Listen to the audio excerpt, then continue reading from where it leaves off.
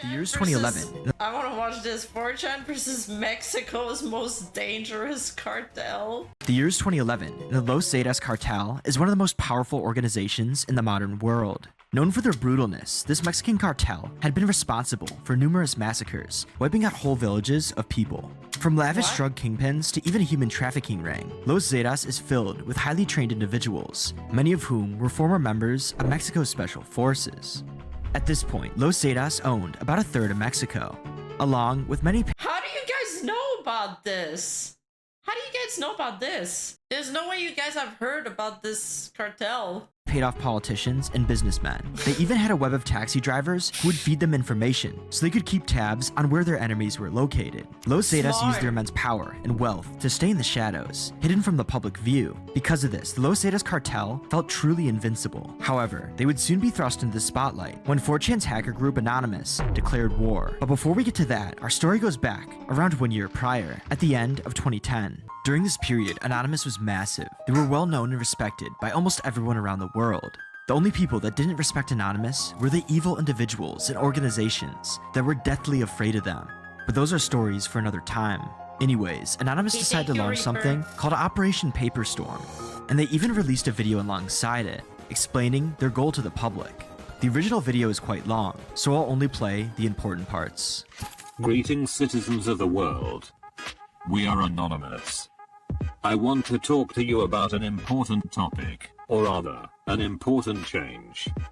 In the world there are many wars with weapons, but there are more silent wars, which aim at the destruction of your fundamental rights. This silent war carried out by governments and private entities also want to make it more difficult for you to inform yourself about the events that are happening around you, filtering what you can and cannot search, say, or think.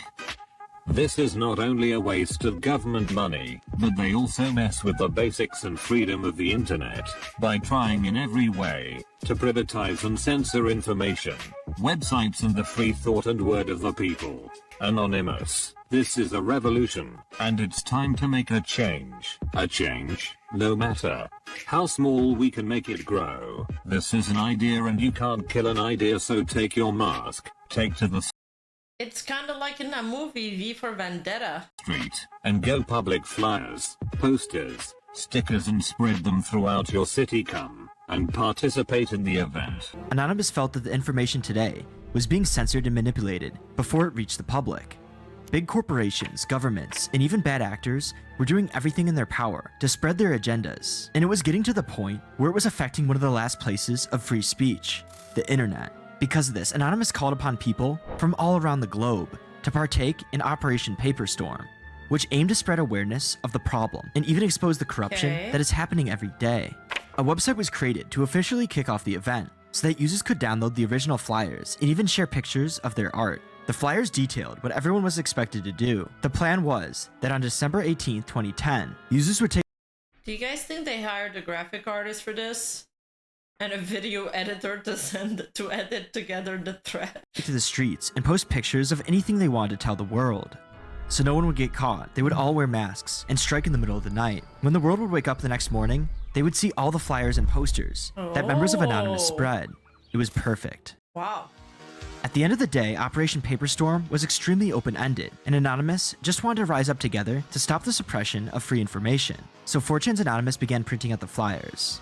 Anonymous users participated everywhere from the Netherlands, to Istanbul, to Germany, to the UK, to the United States, to Russia, to even South America.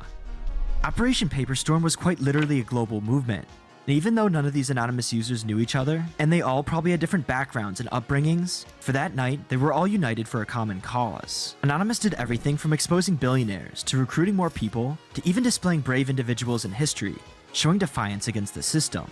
This is what Anonymous was trying to portray, that they would stand up to anything for the good of the people, even if everyone else was being complacent. Operation Paperstorm would be a mild success, and users across the globe were able to show exactly what cause they were passionate about. However, one brave user I wonder which billionaires they exposed. in particular, who went out to protest during Operation Paperstorm in Veracruz, Mexico, would soon have their life changed forever.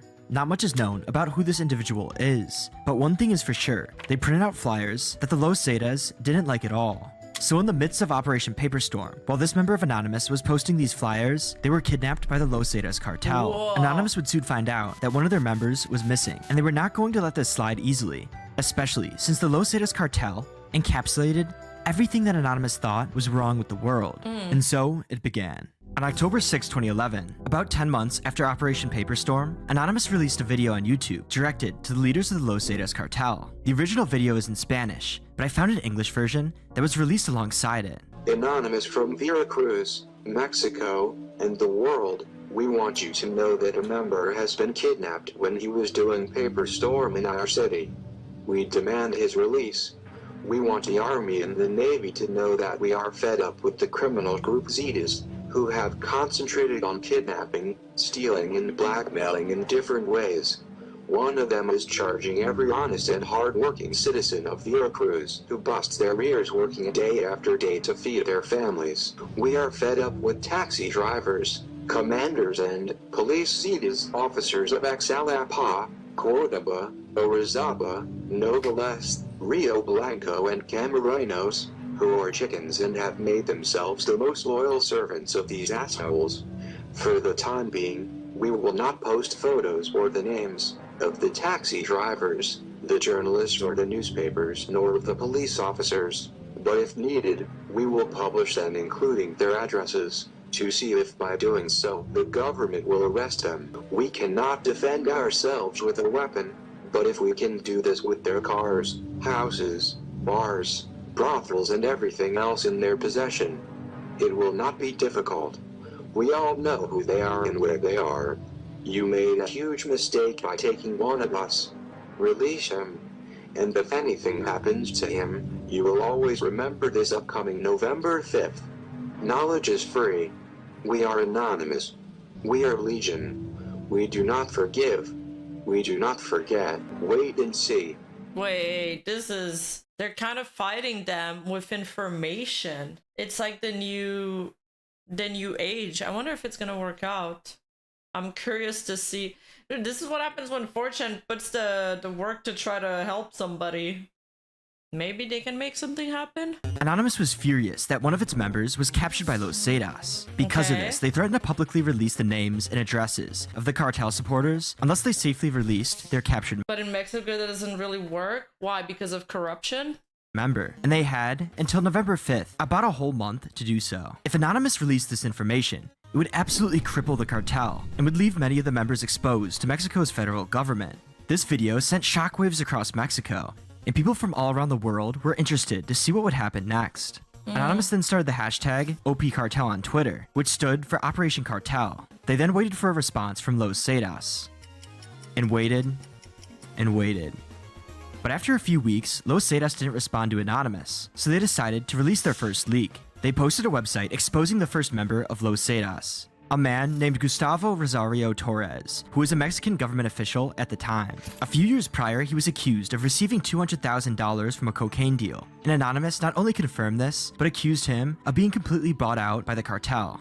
The video, along with the leak, was a massive threat to Los Zetas, and they felt like they couldn't appear weak. The question is, though, how do you fight back Anonymous? They are people from all walks of life, all around the world, without a central unit to target. It's quite literally impossible unless you want to start hunting them down one by one. But even that would be a massive challenge, especially when these users are using proxies to hide their locations. Los Zetas made it very clear that if Anonymous began exposing the people who worked for them, there would be a massive loss of life. Not only would they kill the person who was exposed, but they would even try to track down members of Anonymous. Intelligence How? agencies such as Stratfor warned that Los Zetas would hire their own computer scientists to track down anyone who posed a threat. Los Zetas have actually done this in the past by hunting down various journalists who continuously talked badly about them. This created a massive divide in Anonymous. Some users wanted to keep going and expose everything about Los Zetas, while other users thought that it simply wasn't worth it at all and were afraid that the cartel would try to kill them and the people they exposed. Hashtag OPCartel is dead. I do not wish to endanger other Anons. Due to the safety risk imposed on all Anons, hashtag OPCartel is dead. Repeat, hashtag OPCartel is dead. Although most users decide to back off, Well, wait, what did they expect when they first went after the cartel? Of course they're gonna get threatened. Now they're backing off? The Spanish-American users of Anonymous were too passionate and decided to proceed, even if it meant they had a chance of dying. They released a blog on the anonymous Ibero-American website, talking about their plans to expose the cartel, to try to dismantle it once and for all. They also urged the less experienced members of Anonymous to stay away for a while, so that they wouldn't get tracked down and killed. Anonymous then explained that there was a special task force made, which contained some of the best hackers that Spanish America had to offer. Anonymous then made another blog post, sending different messages to the cartels, the Mexican government, and lastly, the people of the world. This post was a rallying cry to let everyone know that they were angry and meant business. They wanted change so that the Spanish parts of America would be a better place to live, without the violence and corruption that the citizens had to deal with. It appeared as if Anonymous was not going to back down, and it was going to be an all-out war. However, only a few days after this post, everything seemed to change. Another blog was posted to the site, and what it contained was interesting. The member who was kidnapped by Los Zetas was released from their custody and returned safely home. Although he was badly bruised, he didn't have any long-lasting injuries. Damn. The blog also explained that Los Zetas had a message for Anonymous, which they told the member before he was set free. For each name Anonymous released that was connected to the Los Zetas cartel, they would execute 10 people, starting with the family of the Anonymous user that was kidnapped. Because of this, Anonymous came to the consensus that it wasn't worth putting all of these innocent people in danger, so they decided to leave it be. I mean, their goal was to get that guy released, so at least they accomplished that. Strangely, many different articles speak about this, and they all say that there was no evidence that a member of Anonymous was even captured in the first place. There were no police reports of missing people that fit the lost member during that period. Who knows if someone was actually kidnapped or not, or what any of these organizations' true intentions were. But one thing still stands. The final post ended one of the most insane internet standoffs of all time. It was almost cool. At least he lived. Listen, that's the most important part. Yeah, they won and lost at the same time. I mean, their first goal was to get him released, so I guess they got that at least.